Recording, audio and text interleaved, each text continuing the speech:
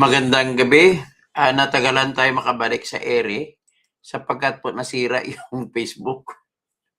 So anyway, sa ngayon, Facebook is back and Toto Kausing Tirador is also back. Ang ating pag-usapan muna ngayon ay simple lang, no? Mag-usap muna tayo doon sa isang basketballista.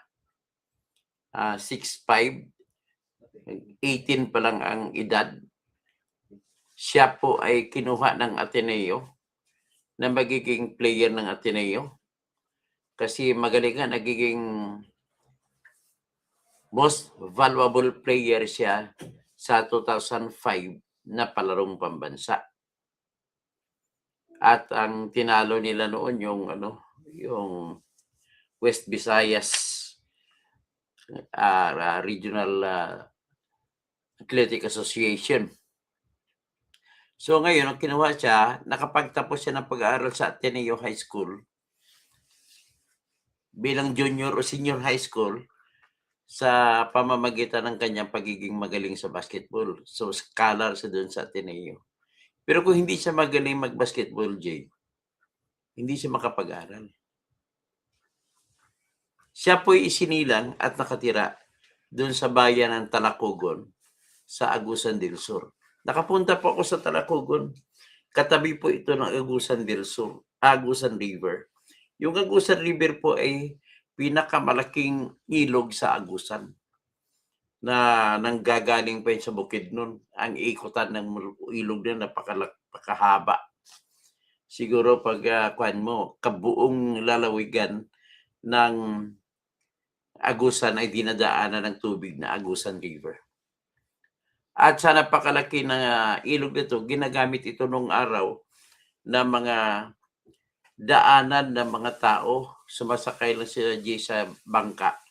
Diyan sila dumadaan kung pupunta sila sa isang lugar, papunta sa isang lugar. Ngayon, si Pater Bonya ay nauwi na doon sa kanyang bahay sa Barakan, bayan ng Talacogon sa Agusan del Sur. Kilala ko yung Talacogon. Alam ko, nakapunta ko doon. Sapagkat po may client kami roon na ang lupa nila ay gustong kunin ng bayan ng Talacogon. At gagamitin na kasama sa municipal risk reduction disaster gym na doon daw dadalhin ang mga taga-Talacogon kung magkaroon ng baha. Kasi every now and then nagbumabaha yung Agusan River. Pag bumabaha yan, ang taas yan pag bumabaha. At dyan din ang galing si Lulong. Si Lulong na buaya, tandaan nyo, dyan natagpuan si Lulong. Ang dami ng kinaing tao yun, si Lulong. So, ang bago natin pag-usapan, nandun daw, at nandun na rin, unang-una, binisita ni Sara Duterte si Pater Bonya doon sa bahay. At, naku, Jay, maawa ka, Jay, ang bahay nila. Yung hollow block na hindi pa tapos, yun ang bahay nila. Tapos, ang sabi ng lula niya at nanay niya, ay tuwing may allowance siya na makukuha sa Ateneo, pinapadala sa kanyang nanay at saka lula yung part ng kanyang allowance para isustain sa pamilya kasi 4 piece lang sila. Nabubuhay sila sa 4 piece. At siyempre, sigurado ako wala naman mga lupa ang pamilyang yan. Kundi nakikitiralan doon sa lupa, kaya nga bahay lang, hindi matapos-tapos. Pero bago po yan, ay patugtugin ko muna yung aking jingle o di kaya yung kanta ko na ginawa para kay Sara.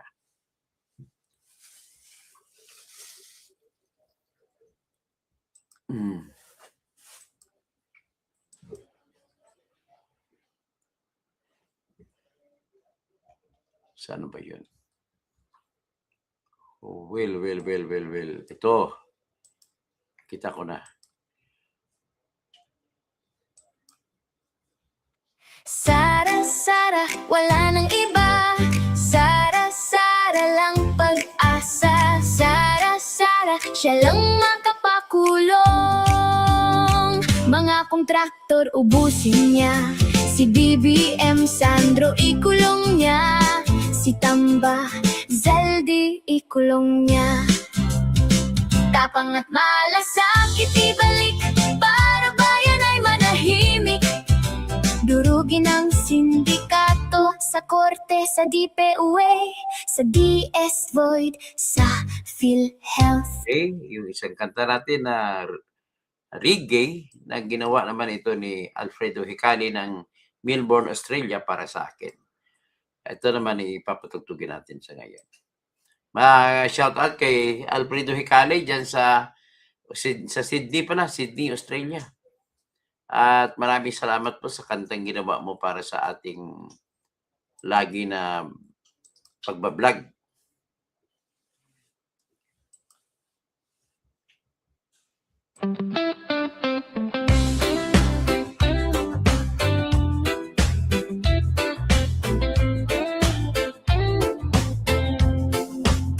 Sa dulo ng araw, ikaw ang matibay. Tahimik lang pero laging may saysay. Hindi ka nagyayabang pero alam ng lahat. Kapag ikaw ang nariyan, ligtas ang lakad. Sa bawat usapan may bigat ang dala.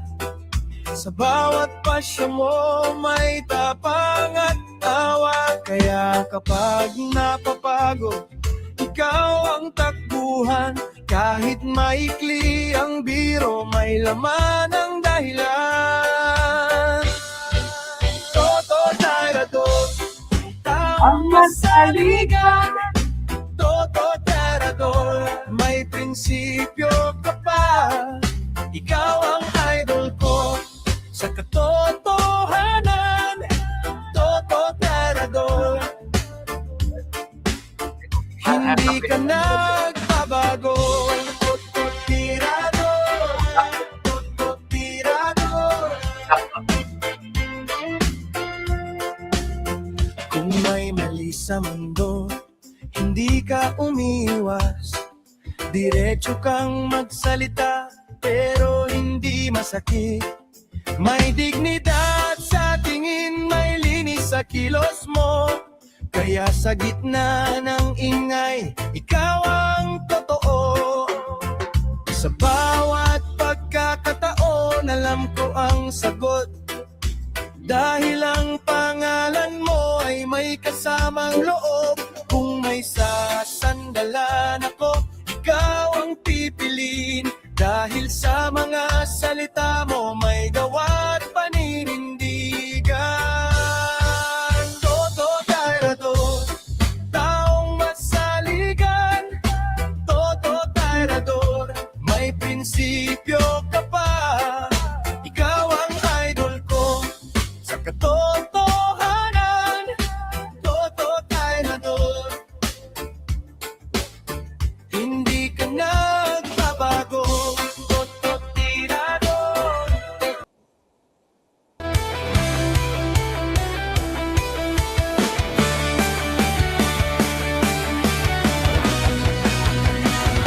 Sa Pilipinas, kilala ang tindi. Hindi Kilala. kayang bayaran nino man ang kanyang prinsipyo. Kapag may inapi, siya ang nariyan. Kapag may bayaran, siya ang hadlang. Hindi siya tiklop sa pananakot ng iilan. Hindi siya alila ng sino mang mayaman. Kung ang kapangyarihan nila ay inaabuso, hinahawi niya yan mano-mano. Kapag ang taong bayan ang nasasakal, siya ang unang sumusugod. Tumatagal, hindi pera ang sukatan ng halaga, kundi kung sino ang lumalaban para sa masa. Toto kasing tirador, toto kasing tirador. Kakapi ng naaapi,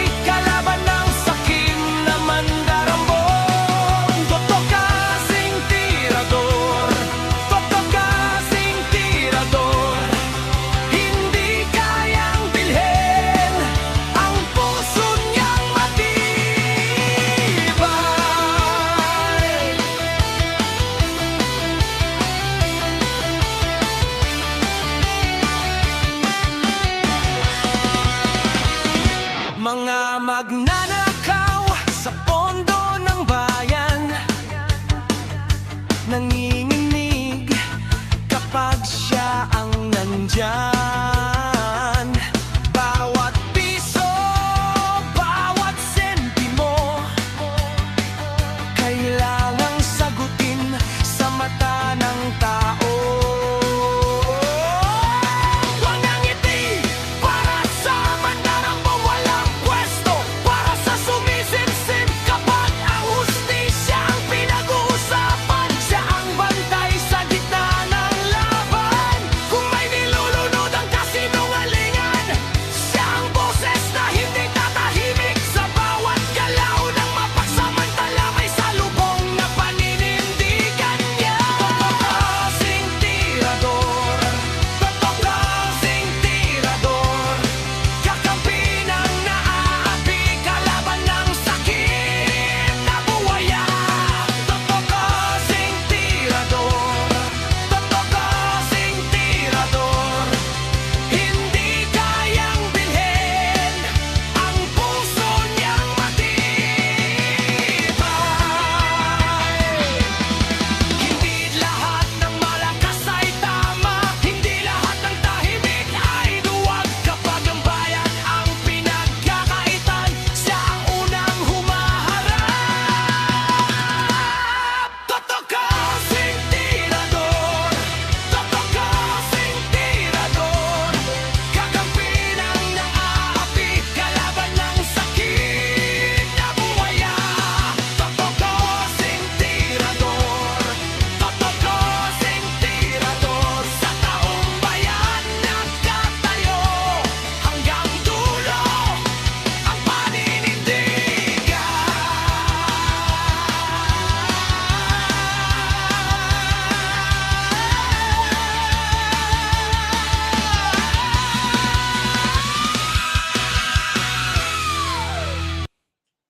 Okay. Maraming salamat at magsisimula na tayo ngayon. Ang ating pag-usapan ito na, ipapakita ko muna sa inyo. Si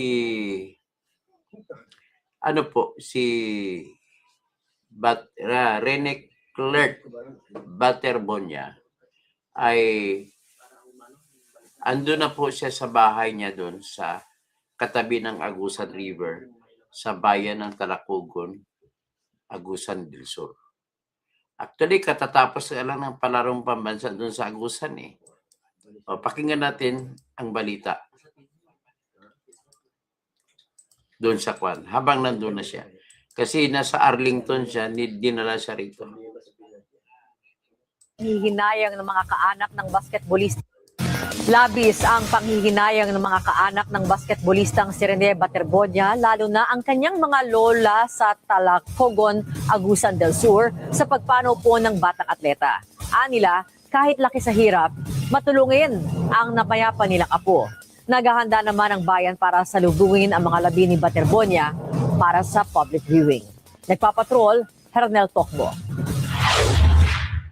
Amping bubit pre always. Ang ibig sabihin ng amping, ingat ka lagi, amping always, ingat ka lagi. Hindi mapigilang maiyak ni Marilyn Plaza tuwing babasahin niya ang huling mensahe para sa apo na si Rene Clerk Baterbonia sa pag-alis nito papuntang Maynila. Anya, tila pamamaalam na rin pala niya ito sa apo na pumanaw nitong Lunes. Malapit si Rene sa kanyang dalawang lola na tumulong sa kanyang pagpapalaki. Kaya kahit malayo si Rene, hindi nito nakakalimutang kumustahin sila lagi. Andito lang kami para sa iyo, sa mga pangarap mo.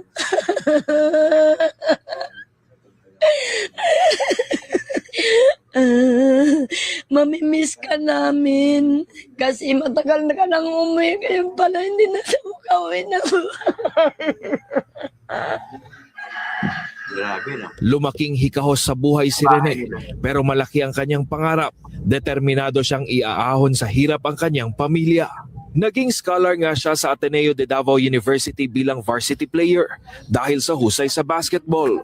Ayon sa lola niyang si Jocelyn, hindi nakakalimot maglaan ng pera si Rene para sa kanyang pamilya mula sa kanyang allowance.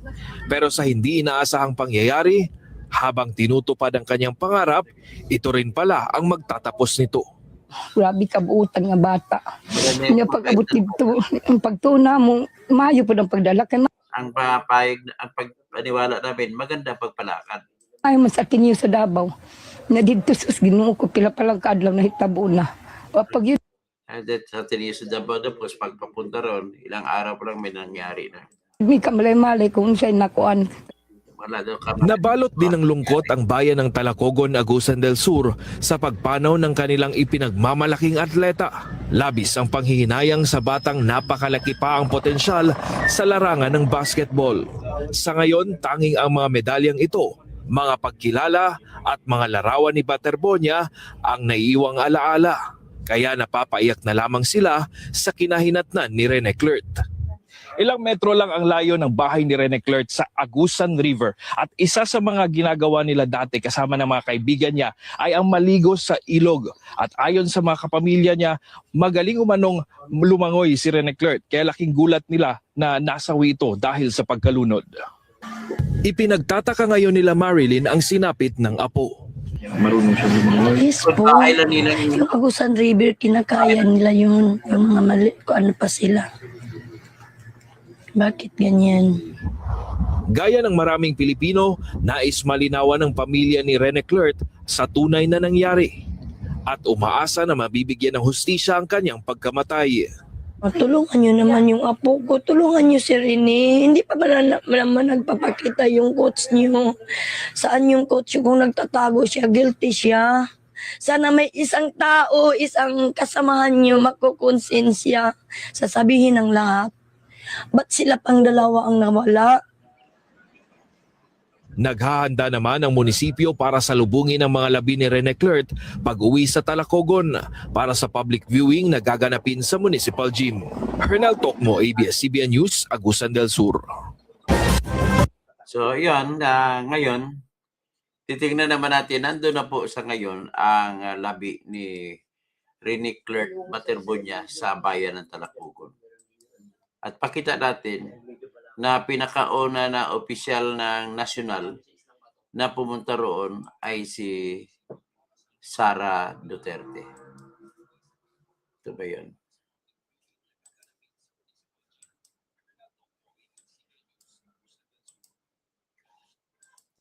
Ito.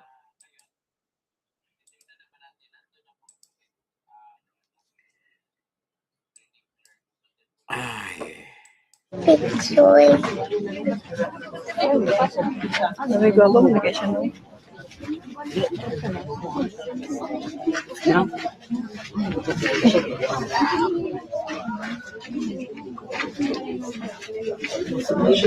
Ayan si Sara.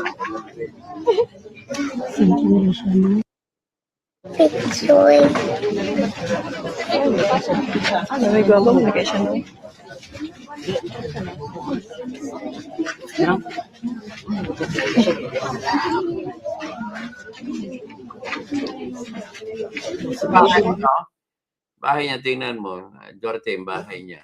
1, 2, 3, 4, 5. Ang bahay nila, siguro sa pera niya galing sa basketball to, hindi pa tapos. Oh. Naka-5 layer pa lang ng hollow block. Kasi tatapusin yung dingding. O kita mo, wala pa, hindi pa tapos yung dingding.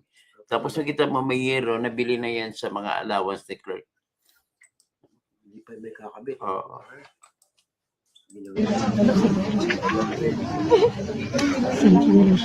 Pag-angat nila sa buhay.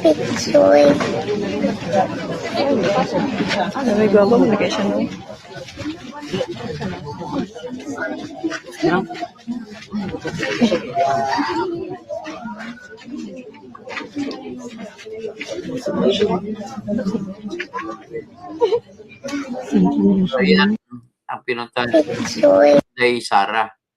So, Malaki ibibigay niya. sigurado kahit paano may bibigay. Ngayon, pakinggan naman natin itong apology ni Coach Bal Tabwin. Actually, 4 na beses nagkaroon ng corona ang Ateneo nung si Bal Tabwin ang humawak. Ibig sabihin, magaling talaga na coach si Bal Tabwin. Ah, 2017, nung pumasok siya, champion ng Ateneo sa UAAP. 2018, nag-champion na naman. 2018, 2019, 2020, nag-champion. Oh, hindi sila natalo, sila 21, 21, 22, tsaka yung kasunod na dalawang taon, nag-champion naman ulit pang-apat. Pero yung hindi sila nag-champion, alam mo kung kailan yon? Yun yung nag-champion naman ng yung UST na hawak naman ni Abando. Siya Abando may hawak sa UST. Si Abando, Baakan, Pride ng Pangasinan. 6'3 lang yun, pero nagdadunk, matindi. Tsaka sumupalpal, matindi. Pakinggan natin po yung apology ni Bal Tabwin. Head coach of the Ateneo Blue Eagles. I'm here this morning to speak to the families of my two basketball players, Divine Adili and Rene Barbonia. I've been asked to limit my comments this morning to 4 minutes, and in a situation in which I've been utterly lost for words, 4 minutes seems like an eternity, and yet if I had the opportunity to speak about Rene and Divine, I believe I could speak for hours. But they are gone, and we are left behind. In being left behind, we are carrying immense sorrow. We're carrying immense grief. We're carrying immense remorse. But I've known since the moment that I was told that our boys had passed away, that no matter the magnitude of our grief, there were two families that experienced a loss that was so much greater than ours, and a loss that would stay with them in the most acute way for the remainder of their lives. Never again would Renee's mother and father and family, never again would Divine's family be able to talk to their son or touch their son. Yes, as a coach, I lost my boys too. Never again would I be able to help them develop into the basketball player they wanted to be, to help them grow into the young man that they promised that they could be. But that's insignificant compared to what you families are experiencing. As a coach, we are entrusted with the growth of our basketball players, the development of these young men into future professionals. But mostly, as a coach, I'm entrusted by you, the parents and the families, with first and foremost their well-being. And in this, I feel I failed. And I'm sorry. To the depth of my being, I'm sorry.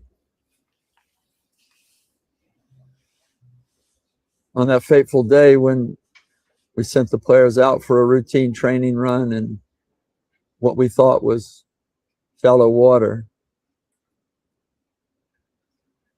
up to the moment when we realized that whatever had happened, they were in dangerous water, and We did everything that we could as coaches, as people responsible for that situation. The players themselves did everything they could to ensure that everybody arrived back on shore safely. And then we realized that we hadn't accomplished that.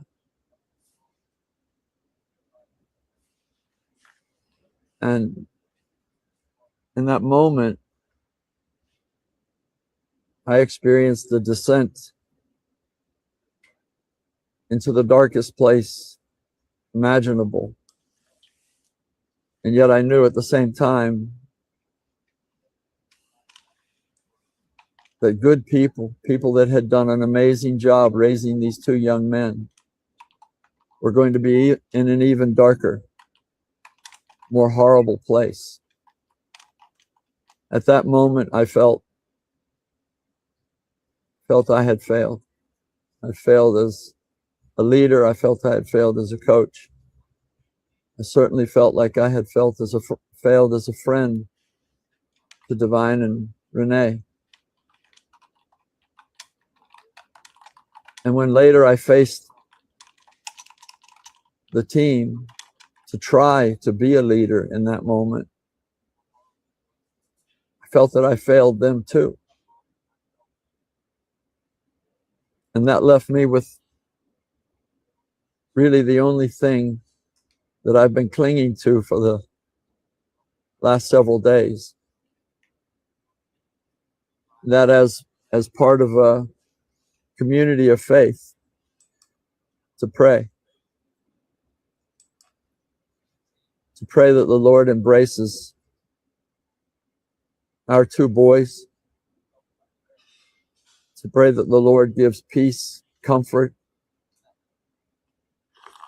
some sense of sanity to the Barbonia family and the Adili family. And I continue to beseech everybody that cared for, loved Renee and Divine and their families. Please keep praying. I think that my voice in prayer is hoarse now, but it will never be enough. So as we all try to move forward without Divine and Renee, I hope that in binding together as a community, as a basketball team, and as a nation, that we lean on the one place that will never let us down, and that is our Lord.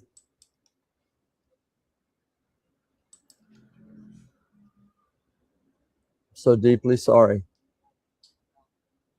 And I'm so deeply sorry to not just the families, but everybody that feels let down, somehow betrayed. And I pray that we all find some pathway forward to come back to hope for the future, love for one another, and forgiveness for those of us who failed and tried so desperately hard to reach a better outcome.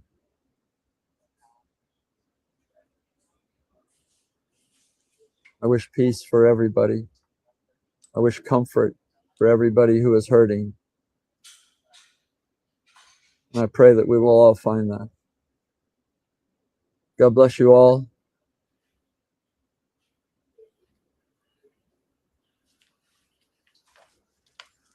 And we are trying. Thank you. Talaga mahirap para sa isang coach na sitwasyon sa ganun. Nevertheless, ganun po yan, Mr. Tab. Well, it so happened that there's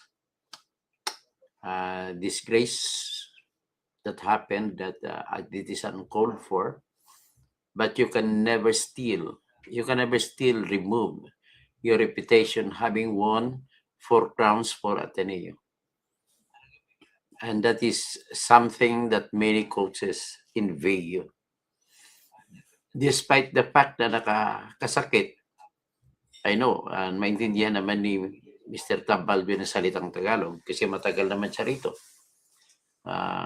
Behind all of those glories that you reaped for since in the year 2019, 2018, 2017, they won the crown, 3-peat. And then 2020, there was no UAAP game because of COVID. And then the 2021, UP won the first crown in 36 years. But in 2022, Ateneo got it back. So all those glories are championships that you have tucked in your belt are solid reputations and solid proofs, which means that you are really not only a good coach, but you are really an excellent coach. And I suppose those regimen where Baterbonia and Divine underwent must have also the same regime that you did for all other players of Ateneo from the very beginning. And I do believe it is a very effective formula, if that is how I call it. But we forget that sometimes in doing that, we have not to be too complacent. Huwag tayong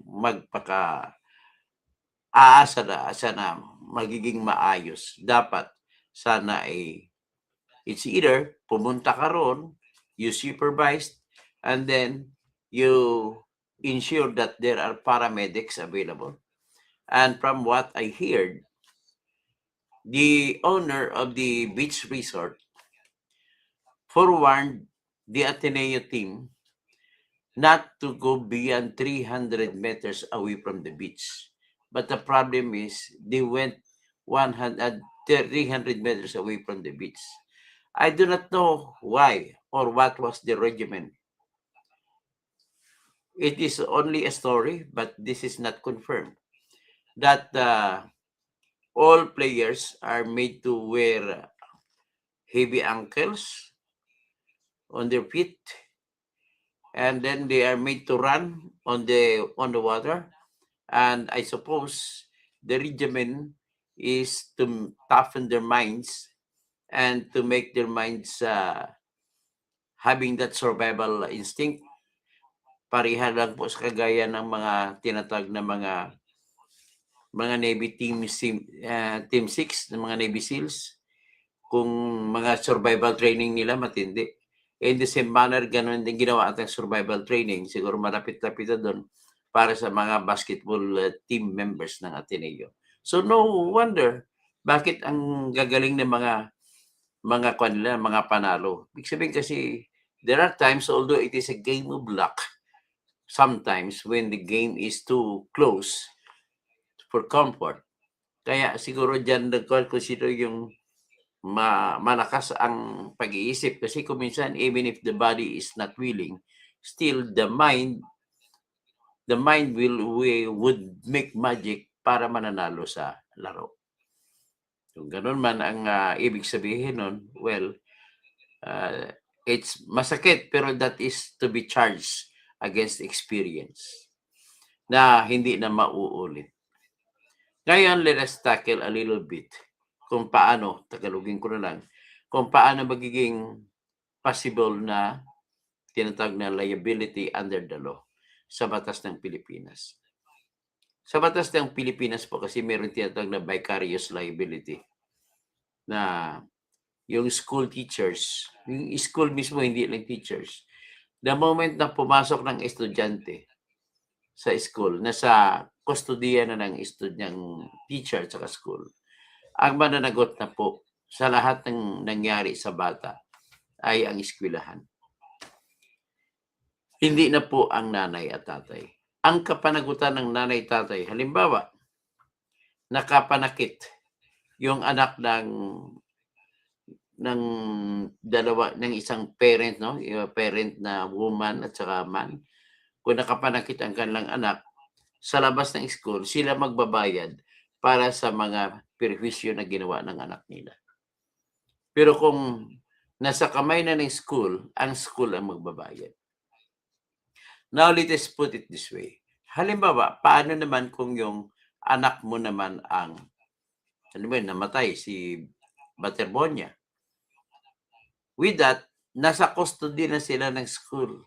Kahit sabihin natin na training yun para sa kanilang basketball team. But you can never take away the truth that the training was for the school. Ngayon, kung for the school, it is part of the school's activity. Therefore, whatever liability, money, pero hindi krimen kasi wala naman ako nakita pa sa ngayon na krimen, pero just in case, di-discuss natin mamaya. Sa ngayon, it's kahit sinong lawyer, basta isampa lang ng kaso, present ang nangyari, mananalo sila, humingi sila ng damages, pwede hingiin ng pamilya ni Baterbonia sa Ateneo ang halaga ng pera na ibibigay buwan-buwan para sa pagpapaaral, halimbawa, ng kapatid ni Baterbonia. Buwan-buwan, halimbawa, na suporta ni Baterbonia sa kanyang lula na si Plaza, kalimutan ko first name, at kanyang nanay, pwede niya hingiin yan hanggat magkatapos ng trabaho o magkatapos ng school, halimbawa, yung mga kapatid niya, at makapaghanap ng ng trabaho. So, they can obligate Ateneo for doing that. Maybe it could be some kind of convert it to something, hindi yung tinatag na pagiging vengeance, kundi nakipag-usap kayo. Pwede kasi papasok kausapin ng Ateneo na magbibigay ng scholarship sa lahat ng mga kapatid ni Baterbonia at libre. Kahit dito pag-aralin sa Ateneo de Davao kasi malapit kaysa Ateneo de Manila, sagot ng Ateneo. Total, iisang entity lang naman sila.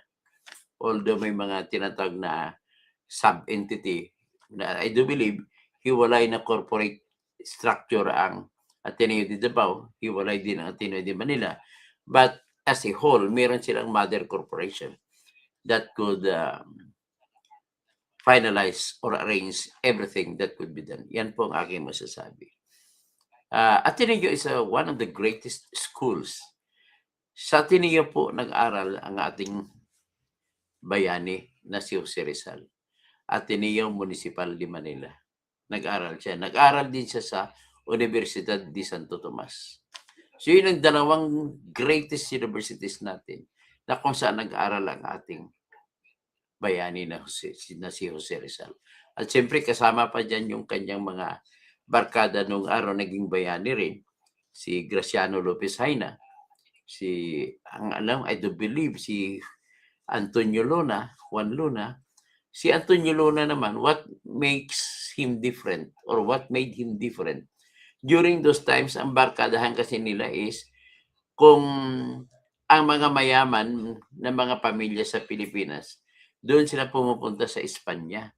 Ngayon, mga mayayaman pumupunta sa Amerika, pero panahon na yun sa Espanya pumupunta. Doon sa Madrid, doon sila nagkita-kita. So, magsalita na, papractice ng Espanyo. Kamusta? Kamusta? Usted, mga Espanyol na salita. Kaya nagkita-kita sila ron. At ang kakaiba naman kay Antonio Luna, bago siya umuwi sila dito, lumaban sila para sa Pilipinas, sumali naman si Antonio Luna bilang sundalo sa Katipunan. At sa galing niya, ay naipromote siya sa general. Paano hindi siya maging magagaling, Jay? Nakapag-aral po kasi si Antonio Luna sa German Military Academy. So, yan ang dahilan kung bakit magaling siya. So, hindi ordinaryo yung kanyang alam sa pagiging military officer. Kaya nga, yung tatay ni Douglas MacArthur na si Arthur MacArthur ay hangang-hanga kay Antonio Luna bilang general. Kasi sa labanan, ilang beses sila naglaban, nakatikim ang Amerikano na sundalo ng retreat nung kalaban nila ay si Antonio Luna.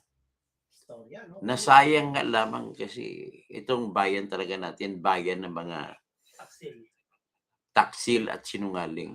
Pero kataksilan, nagsimula naman siya ang kataksilan na nagsimula yun sa katawan na gustong magiging sakim sa lahat ng bagay, sa pera, sa karangyaan, sa kapangyarihan, sa kayamanan. Ano bang tawag sa sa glory? Tagumpay siya, pero may isang word ako nakikita diyan sa kapurihan, di ba? Parang ganun kapurihan, kaysa lagi gusto mo ipupuri ka. So, ngayon, kumbaga titingnan mo, ano ba nabubuhay ang tao? Ako, nag-aaral ako, nagbablog ako. Although mayroon akong tinatawag na adhikain. Ano naman ang aking makukuha kung yung adhikain ko ay matutupad? Kaligayahan. Di ba? Pwede ko may pagmamayabang sa aking mga apo. Apo, ako yan. Ganun ako. Ganun na kasimple. So, maliban sa kaligayahan, kapurihan din.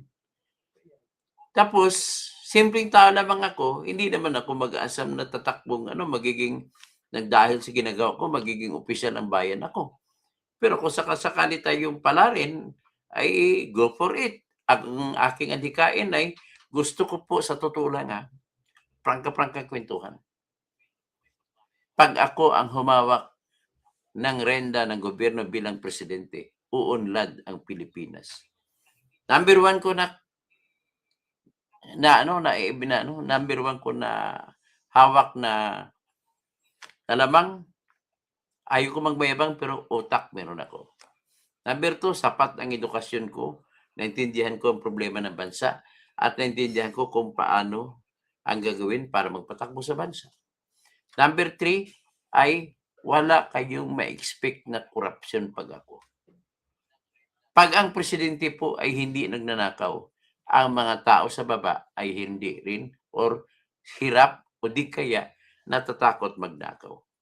Kaya po nagkaroon ng nakawan ng flood control kasi magnanakaw din ang amo.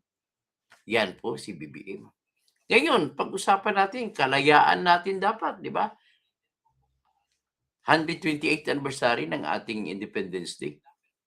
How will you now say that our Independence Day is worth celebrating? Hindi po. It is not worth celebrating. Nakakita ka ba sa Pilipinas ng kagaya ng mga Amerikano kung mag-celebrate ng Independence Day? Ibang-iba sila. Talagang tuwang-tuwa sila. Tapos kung may Thanksgiving din sila sa November, every November, ay talagang kumakate ng ng turkey. Hindi turkey na bansa, turkey na pabo. So, yan ang tradition sa Amerika. Sa Pilipinas, walang ganung tradition. Alam mo ba kung bakit, Jay? Unang-una maliban sa ugali natin, marami ang hindi kumikilala ng June 12 bilang Independence Day. So, ano ba talaga ang dapat na Independence Day? Ang dapat na Independence Day po ay July 4, 1946. Nung manalo tayo sa Japan, sa World War II, ay si Douglas MacArthur ang nagpapatakbo ng ating bansa. At binigyan tayo ng kalayaan ng Amerika, itinama sa kanilang Independence Day na July 4. Kaya, noong July 4, 1946, nagkaroon tayo ng Independence Day. For a while, ilang taon, nag-celebrate tayo ng Independence Day July 4. At binalik na lang noong July 12. Ano ba meron sa July 12? Wala, hindi ka nais-nais. Kwento lang yan.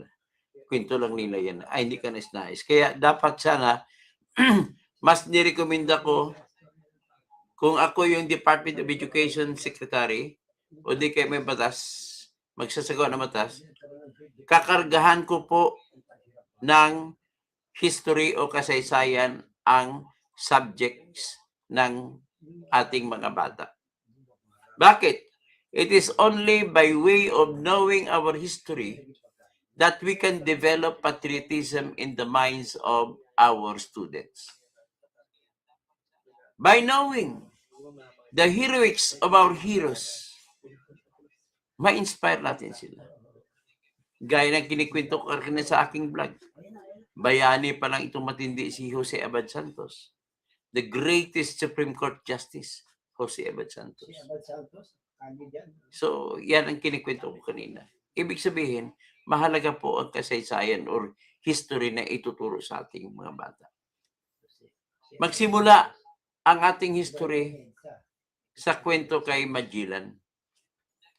Ako, nagkasya na lang ko na master ko yung history nung sa kanta ni Yoyoy Villame.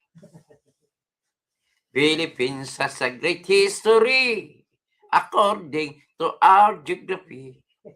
Manila is the capital city. Di ba? O, ganun. Pero despite our history, ibig sabihin lang po, nagkukumple lang tayo sa sinasabi ni Jose Rizal. Ang hindi marunong lumingon sa pinanggalingan ay masahol pa, higit pa na malansa sa mabahong isda. Akalain mo ba ngayon na binago na yan? Kaya hindi tayo nag-unlad-unlad eh. Sinabi, ang hindi marunong lumingon sa pinanggalingan, kung matinik ay malalim. Ganon tayo ngayon eh.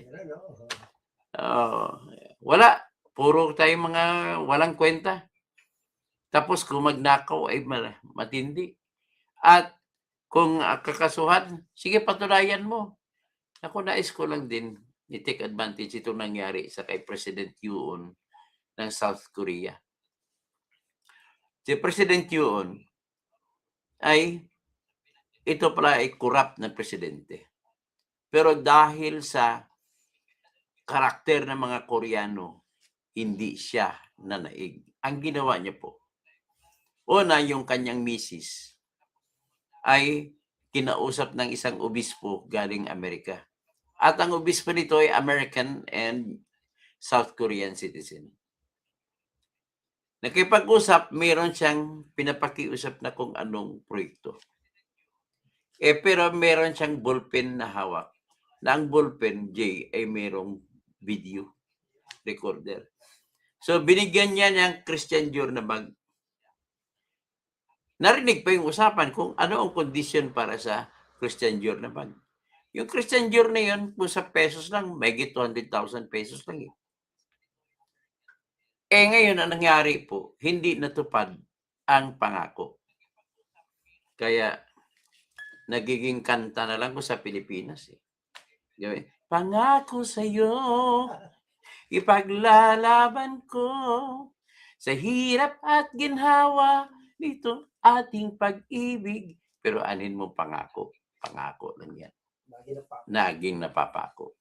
Kaya, ang nangyari, Jay, in-upload sa YouTube nung Bishop video. Ayun, kalat. Nag-viral na nag-viral. Nasira si President Yoon. Ang ginawa ni President Yoon ay nag-attempt pa siya magdeklara ng martial law sa South Korea. Dineklara niya. Anong binasihan niya? Kasi daw, mayroon silang tinatag na intelligence information. Parang gagaya ginawa nila sa Senado na may intelligence information na sila may lulusob na mga lulusob daw yung 18 Marines at guguluhin ng Senado. Inimbento na kwento na lulusob ng South Korea, North Korea sa South Korea. At because of that information, nagdeklara siya ng martial law. Pero ang totoong nangyari pala, nasintensya na po si si President Yuon, bilis, no? Nasintensya na sa pagdeklara ng mali na martial law. Ngayon, isang araw o kahapon, nasintensya naman siya hanggang 40 years na pagkabilanggo sa kasalanan na nagpadala pala sa J ng mga drone papunta sa North Korea. So ngayon, siyempre magagalit ang North Korea, pinrobok niya para inimbento, ginawa na sadya para kung malulusob ang North Korea, magkaroon ng martial law. Kita mo talaga yung katarantaduhan ng South Korean na yun. Pero napakita naman na South Korean, their citizens are really one of the most decent people in the world. Alam mo, nakita ko, is ang dahilan kung bakit maunlad ang South Korea, Singapore maunlad, China maunlad, dami maunlad. Alam mo ba, Duarte, ang average ng intelligence quotient sa kanila ay umabot 90 plus, 100 plus. Tataas ano? Tataas. Ang Singapore at China, 106, 105. Ano kinakain mo? Kinakain nila siguro. Laging siumay. Saka tofu. Tubo. Ano? Pero ito naman, hindi na pan sa pagmamayabang. Mahilig sila sa tofu. Ang tanong ko, paano ba mangyari na ang mga Pilipino sa ating bayan ay tataas ang intelligence quotient? Kasi pag mataas ang intelligence quotient ng mga tao mamamayan, ang average ay mataas din ang uri ng buto ng mga tao. So, nag-test po ako sa aking sariling IQ. Nag-test kayo sa online. Nag-test po ako sa online. Ang IQ ko po, G, alam mo no? Oh. 129. Malapit na kay Einstein. So, hindi naman sa pagmamebang, yan po ang aking IQ. So, gusto ko rin malaman na sana the only way na tataas ang IQ ng mga Pilipino average ay edukasyon. Di ba? Kaya sabi nga ni Pink Floyd we don't need no education. Hey! Teacher! Leave us kids alone! Ganun ba gusto natin mangyari? Nako naman talaga. We don't need no. Pangit yun, di ba? Kaya nga ganda dapat sana, tutukan natin number 1, education. Kasi sa education, kahit na magnanakaw ang tatay nanay, at least magsimula, ituturo ngayon yung honesty is the best policy. Di ba? Cleanliness is next to godliness. Yung mga ganun, sa panahon ko, Jay, nung ako'y grade 1, yun na nakikita namin sa dingding ng classroom namin. Totoo yan. Honesty is the best policy. Tapos nakalagay, be honest, even if all others are dishonest. Ganun. Ibig sabihin, ang pag-asa kasi ng bayan natin ito, nasa ugali na ng tao. So let us develop good attitude amongst ourselves. Ito, makaya ba yan para maging maganda bayan natin? Ang sagot ko, makaya. Anong pruweba ko? Tingnan mo sa lahat ng sundalo natin sa Pilipinas. Bakit napakataas ng uri ng disiplina at maasahan mo sa honesty, sa integrity? Wala nang iba kundi mga Marines. Kayang-kaya yung PMA, wala. Puro mga lumabas sa PMA, marami dyan, puro mga magnanakaw. Tingnan mo si Lacson. PMA yan. Tingnan mo si Trillanes. PMA yan. Dami mga PMA. O si Honasan, PMA yan. O si Carlos Garcia na general, classmate ni Honasan, classmate ni Lacson. Nagnakaw din siya na sentensyahan. Taga-Abra yun, hindi yun president. Taga-Abra na General Garcia. Naalala mo yung anak niya na huli sa Amerika na maraming dolyares na bitbit? Sino pang iba? Si Angelo Reyes, PMA. Pasensya na kayo mga PMA, mga pinsan kong PMA. Kaya pinsan ko na si Colonel Belflor Causing, namatay na siya sa COVID. Kaklase siya ni Bato. Tapos, ang aking pinsang isa, first cousin ko, ay battalion commander na siya ngayon. PMA graduate din. PMA graduate din. So, ibig sabihin, kayo mga PMers, kina-challenge ko kayo. Alam mo kung ako ang tumingin kung bakit kayo ganun. Mukhang hindi tama pagpapalaki sa inyo para ma-attain din yung tinatag na CIL. Ano yung CIL? Courage, Integrity, and Loyalty. Ngayon, tingnan mo si Lacson, may courage, integrity, loyalty ba? Wala, yung kuratong baliling mo lang, hindi mo nga, ang dami mo nang pinatay. Di ba? Hanggang ngayon, ginawa mo diskarte para hindi ka maparusahan. Ngayon, itong flood control, ginawa mo diskarte para hindi mahuli si Bongbong Marcos, hindi mahuli si Romualdez. Akalain mo, nagkwento-kwento ka pa, natotoo yun. Kapag nagkwento ha, totoo yun na naghatid si Trajib Olaybar ng 7 billion na kalagay sa armored car ng bangko. May laman na 7 billion. At nakita sila ni Adrian Bersamin doon sa ilalim ng parkingan ng Diamond Hotel. Nagpalitan sila ng armored car. Tsaka inuwi naman ni Adrian ang armored car niya. Dinala niya kay BBM. Pero along the way, nag-text siya kay BBM. Boss, nakuha ko na. Yeah. Ang sagot naman ni BBM sa kanya, be good. Ano ibig sabihin, be good? Very good. Alam mo na pala, Ping Lacson, Premier ka, bakit hindi mo na lang sila lahat? Ba't hindi mo tinuloy ang flood control investigation? Ba't hindi mo pinatawag si Adrian Bersamin?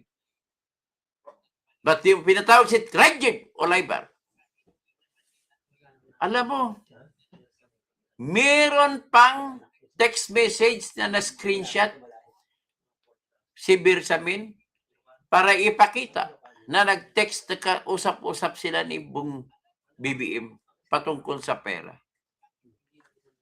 So, yan ba ang Independence Day na ibibigay mo sa Pilipino? Paano magkaroon ng Independence Day? Ikaw mismo ang dahilan ng pagkakawatak-watak, pagkahati sa dalawa ng Senado. Bakit? Ikaw naman ang nag-uutos eh. At ang gusto mo na mangyari para makontrol mo ang Senado at i-convict si Sara.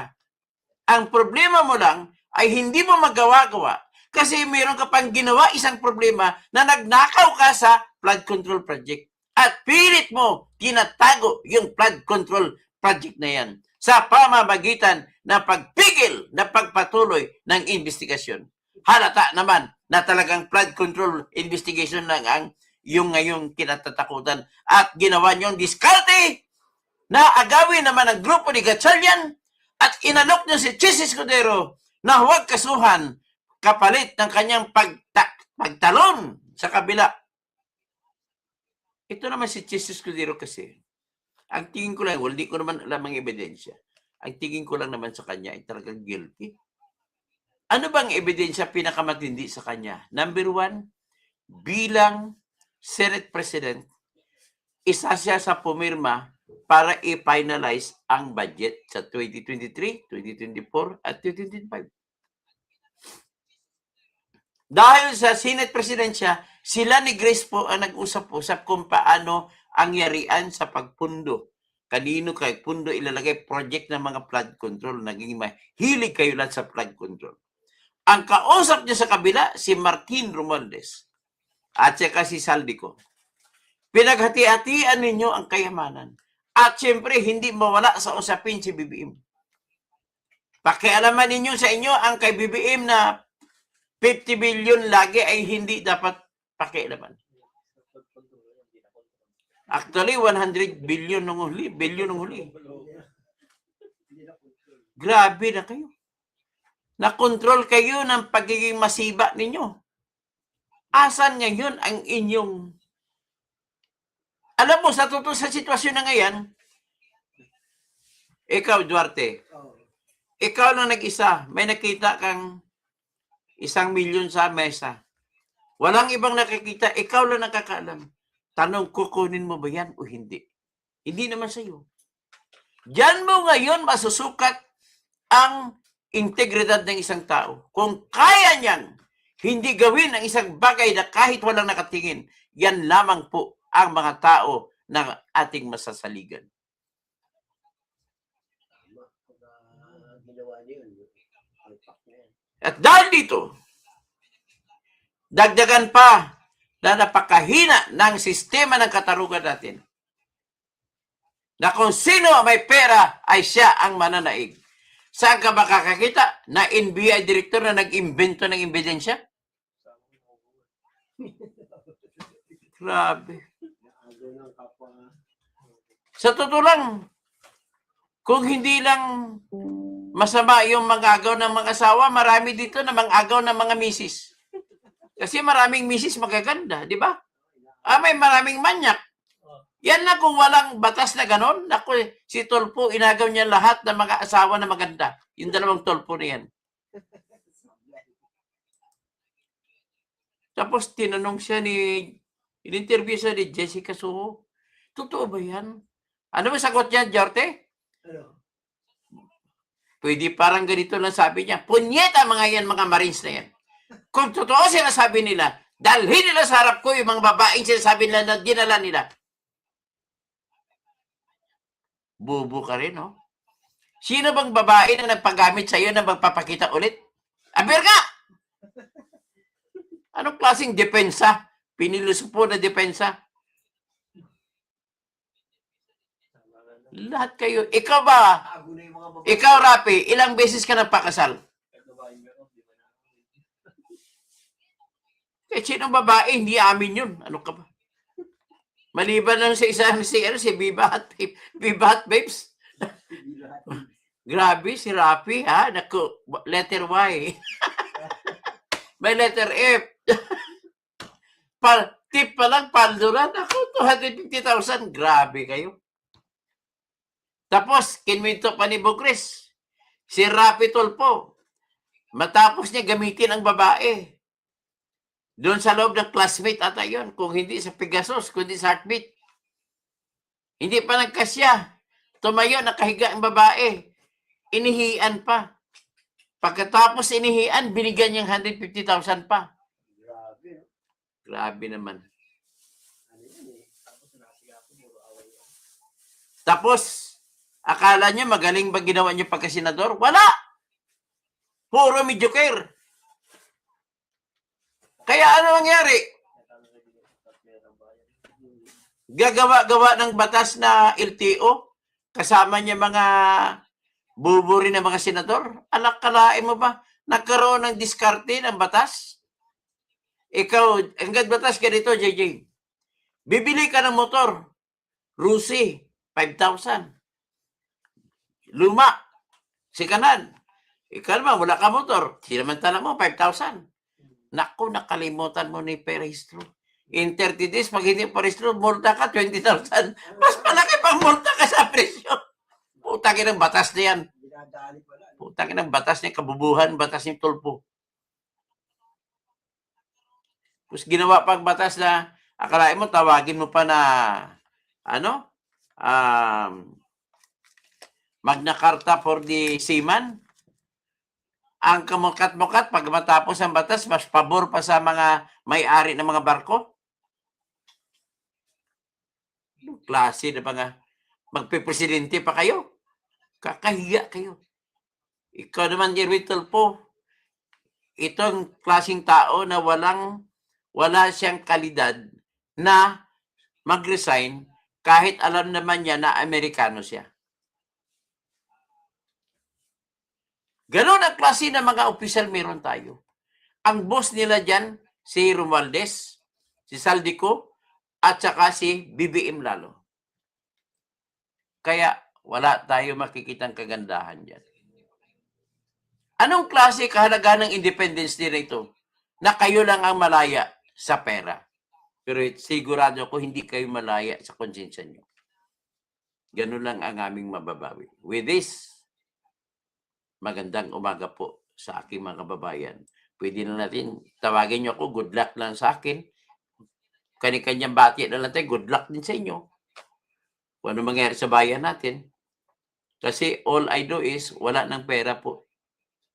Wala ng perang umiikot-ikot. Itanong mo sa mga tindahan kung ilang tindahan na nagsara. Itanong mo sa mga mall natin, darating araw, mga SM na yun, wala na magtitinda dyan sa loob. Mahal ng upa pa. Ang upa lang na nabubuhay dyan. Marami na po nagsasara. Kung magsasara, marami na po nawala ng trabaho. Anong ibig sabihin nito? Ang ibig sabihin nito, sabihin na wala namang kasalanan si BBM. Kasi ano naman yun, si Trump naman may kasalanan, nagkipag-away-away. Hoy! Kung ako ang presidente, simple lang aking solusyon. Alam niyo ano solusyon ko? Simple lang. Pagtaas, kasi gasolina lahat ng galing, di ba? Pagtaas ng gasolina, sasaluin na kagad ng gobyerno ang tinaas. Para the same price pa rin, takbo pa rin ekonomiya, the same price. Kasi kung the same price, walang magsasara na mga negosyong maliliit. At kung walang nagsasara, tuloy-tuloy ang trabaho ng mga trabahante. May trabaho pa rin sila. Ang ating mga tricycle, jeep, lahat, bus, tuloy-tuloy pa rin ang takbo. Kasi mura ang gasolina. Mura ang ano. Sasaluin dapat ng Pilipinas ang pagtaas ng crudo at gasolina. Ganon lang ang solusyon. Bakit pahirapan pa ninyo? May kunin pang, kukunin pa daw, tanggalin yung Batman. Darating yung civil conflict to. Batman!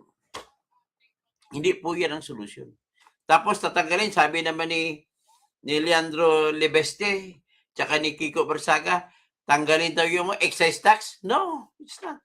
Yan ang kinabuhayan ng pamahalaan. VAT at saka yung excess tax. Huwag, ang akin lang, huwag na lang mataasan ang presyo, magiging normal pa rin ang takbo ng ekonomiya. At babawi na lang ang Pilipinas sa buwis sa bandang huli kung babalik na sa normal ang ekonomiya, ang mga presyo ng gasolina at saka crudo. Hanggang dyan lang tayo. Magandang hapon po, magandang gabi po sa mga. Hindi na pwede, kahit wala tama, Ben Recmador, sabi ni Ben Luque conforme sa akin, kahit wala na pong ayuda na yan. Hindi ka na magbibigay ng ayuda, tuloy-tuloy lang takbo ng mga Grab, mga Move It, mga Joyride, Angkas, sa drive-in drive, at saka kung ano pa, Lalamove, magiging normal ang takbo. Walang matatakot, importante, Duarte, walang sinuman ang matatakot na magpatuloy ng negosyo at kailangan walang ibang tao na matatakot na magsimula ng negosyo. Kailangan natin lahat magsimula ng negosyo. Ngayon, sino magsimula? Wala!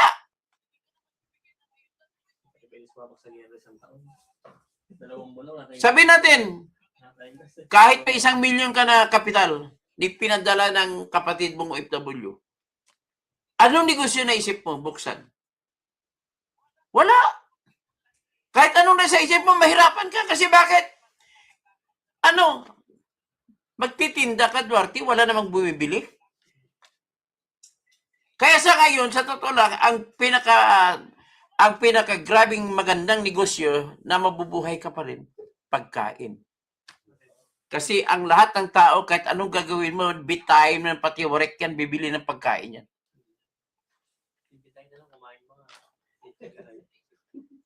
Ay, nako. Sige na lang. Binabahagi ko lang ang aking alam. Kasi pag maasar ako, tatakbo ko sa 2028, kalabanin ko si Sara Duterte bilang presidente. Sa totoo lang. I can be the only alternative. Wala na iba. Ipapresenta ko anong gagawin ko sa Pilipinas. Ganun, maraming salamat po sa lahat.